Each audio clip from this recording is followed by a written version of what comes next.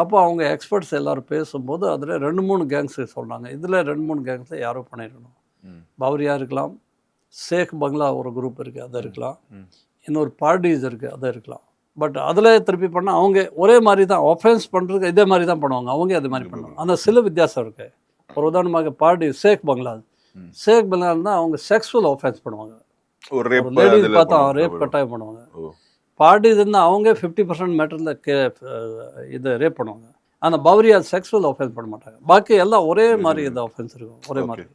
அப்போ வந்து பார்த்தா இந்த பவரியா தான் இருக்கணும். ஏன்னா இங்கே திருப்பி இது தெரிஞ்ச பிறகு திருப்பி எங்கே எல்லாம் கம்ப்ளைண்ட் பேசணும், அங்கே இன்வெஸ்டிகேட்டிங் ஆஃபீஸர் எல்லாரும் பேசணும். அங்கே ஏதாவது ரேப் நடந்ததுன்னு கேட்டால் சில பேர் லேடிஸ் அதை இன்ஃபார்ம் பண்ண மாட்டாங்க, கம்ப்ளைண்ட் கொடுக்க மாட்டாங்க, சொல்ல மாட்டாங்க. ஸோ திருப்பி உமன் போலீஸ் அனுப்பி அங்கே செக்அப் பண்ணோம், ஏதாவது ஒரு ரேப் கட்ட இல்லை, ரேப் இல்லை, அவங்க லேடிஸ்க்கே அடிப்பாங்க, லேடிஸ் பார்த்தா உடனே அடிப்பாங்க அவங்க. ஸோ செக்ஸுவல் அஃபென்ஸ் பண்ண மாட்டாங்க, இந்த ரேப் அது நடக்கலை, பட் அடிப்பாங்க அது மாதிரி. ஸோ கன்ஃபார்மாக எந்த இடத்துல ரேப் இல்லைன்னா அந்த டெஃபினட்டாக பவரியா.